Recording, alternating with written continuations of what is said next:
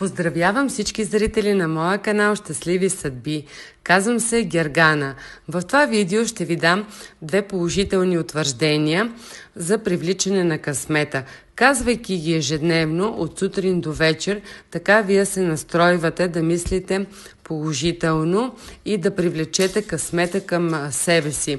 Много са лесни и бързо за запомняне тези положителни утвърждения. И те са: късмета в моя дом пускам и пътищата си откривам с него.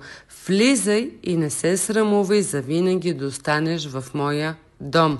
По този начин, работейки всеки един човек ежедневно върху себе си, с положителни утвърждения, с ритуали или участие в вебинари, няма значение какво и как приема човек да работи върху себе си, винаги постига положителни и отлични резултати. Казвайте ги тези положителни утвърждения и ще видите какви хубави и резултати ще имате при вас и ще привлечете действително късмета си към вас. Просто вярвайте в себе си.